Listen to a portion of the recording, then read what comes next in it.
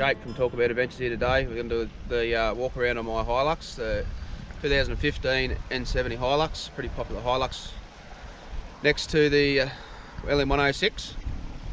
So yeah, I've had this about 12 months now, and yeah, we'll just do a bit of a rundown on it. It's got the ARB full bar side rails, the deluxe bar it's got on it, which has got the fog lights and everything in it. Got the steady driving lights. I upgraded and got the steady lights for the driving lights and for the fog lights, so it's steady all around. It's got the Rumva winch on it, which, yeah, it did have a they're called an outback winch or something, which wasn't working properly, so I upgraded it when I got it to the 13 XP. For the simple fact that I got bogged with my old winch, and the bloke that had pulled me out had that on it, so I got one the same.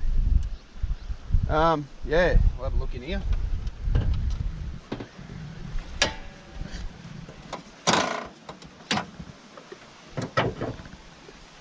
Pretty stock motor wise, but it is running the diesel direct dual filter system with the DC to DC red arc dual battery system as well.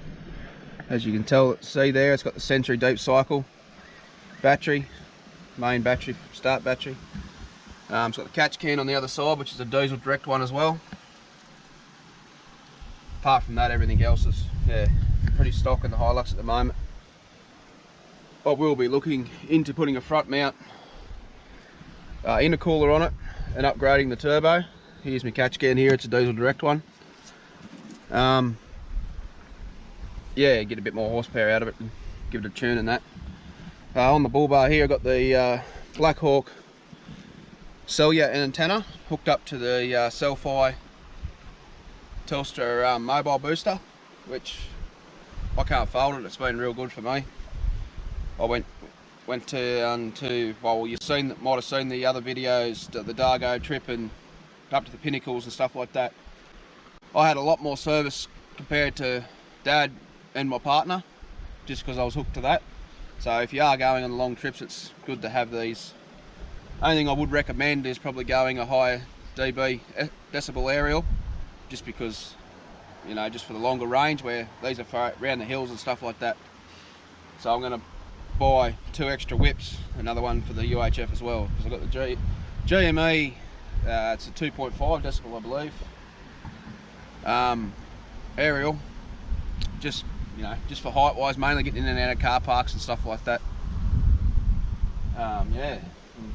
Underneath, I've just recently put on the custom off-road complete bash plate. It's only the 3mm. Goes like, it's got the front and the transfer and all that on it. I have ordered the recovery point for the ARB to go in there, but it still hasn't turned up yet. So I'm still waiting on that. They said it was going to be a couple of months away. I've got the all-terrain BF Goodrich KO2s on there. I found them to be a pretty good tyre. Sheer fact that I'd done all Billy Goat's Bluff and everything running them, and got just as much as the Maxis that Dad has on his Hilux. Safari snorkel. I can't remember the brand of that. Not the Clearview, but the other brand of tow mirrors, which helps me see at the back of the tray and stuff like that. Inside, I've just got it's the SR5 model, so needs a bit of a clean. Yeah, it's just got the GME UHF, which is the 370, and yeah, I like it because it's got the double speaker. Being an automatic, I've mounted the UHF up underneath there, so I've got the speaker there and the speaker in the mic, and yeah, just the HEMA and all that sort of sat-navy stuff. MSA seat covers, well, I haven't put on properly, but yeah, just because they're pricked to put on. Then we come down the back here, we've got the LDK tray from Shepparton. It's a steel tray with alloy toolboxes. Got both sides, have got toolboxes each side and an under tray toolbox, which in here the ear plugs for cutting wood, tree strap, and the micro filters for the snorkel when I'm, you know, travelling in a convoy or up in the dust, stat strap and all that sort of stuff. This one here is my fridge and a bit of storage. Got the MSA drop down fridge slide,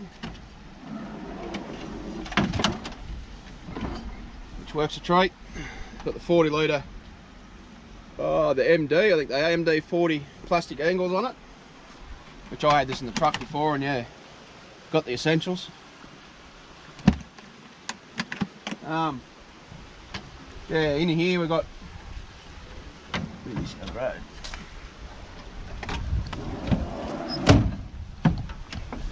Got all my lights and switches up here. Got a gauge in there. Got another gauge of the cab. That's for my second battery. Just tell you what it's got. Here's got your USB ports for charging phones or whatever you want to charge there. Obviously the fridge one, and there's an actual angle one there, but I've only got the 12 volt cold for that. Yeah, we've got light there. These lights here. Up here, the steady rock lights. They mounted up there, one there. There's two on the back. I'm actually going to move them ones out here. Now I've got this other canopy on it. But yeah, one on the other side for seeing. Oh yeah, just general stuff there, like the mat for the floor on the awning, and awning wall, and toilet paper and paper towel and all that sort of stuff. Up on top there, I've got my maxi tracks up on top, and the shovel. I'm getting the base rack from ARB, putting on the roof to put my solar panel and that on there, because it was on here, but I'll put the back straps up there now. Because this is a removable canopy, this one's not, because on the other side, as you'll see in a minute, I've got a dual fuel tank. It's all plumbed in and all that sort of stuff, which runs off a switch in the cab. It just, yeah, gravity feeds into my other tank. Yeah, this is just a dry box for camp, and put my swags and everything in it. I still haven't finished wiring it up yet.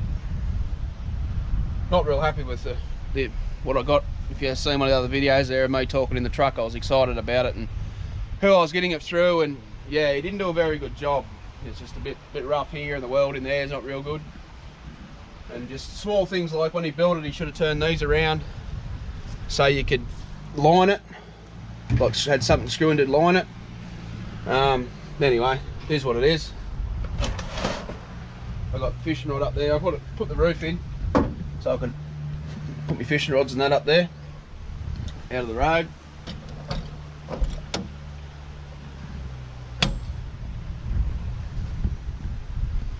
And after seeing Dad's shower, I got the kick-ass shower to put on the back here too. We also had that opened up before. This is my drawer in the back. Yeah, won't worry about opening it up. That's just got the shower, just other little bits and pieces in there.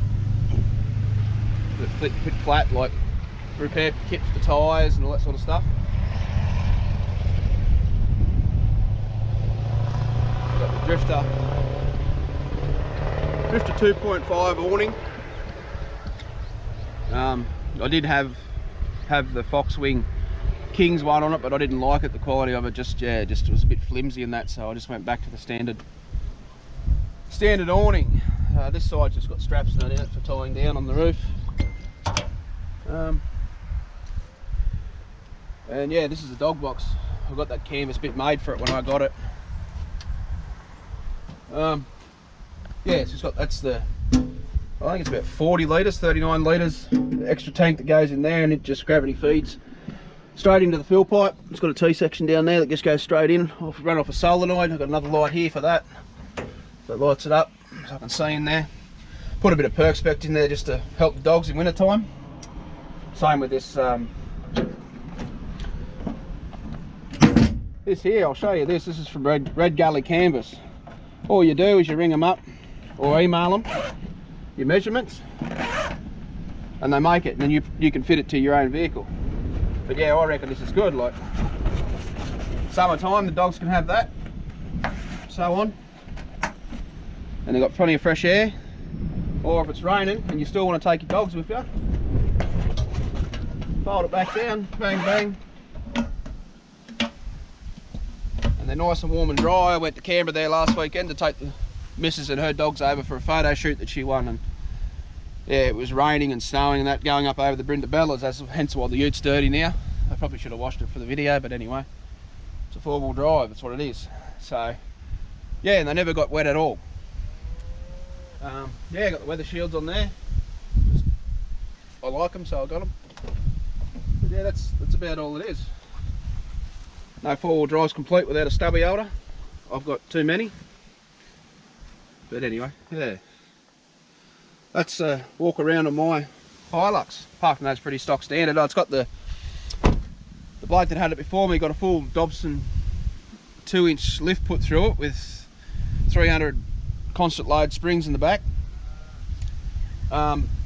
He went away on a broken hill trip and ended up bending a shock, which then he ended up getting the whatever he could get hold of it, broken hill, to put in the front, which turned out to be the Repco brand ones, and they flogged out, so I ended up getting some Cal off roads with the ballistics Bilstein shocks and springs set up.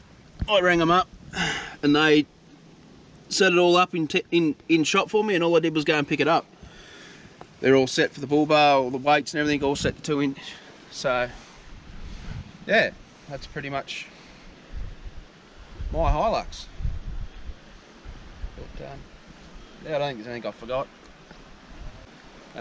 Yeah, so if you like and subscribe to see more, we might get the 80 series out next time, and even though it's a basic old rig, people like to see them, so we'll get it out and have a walk around on it.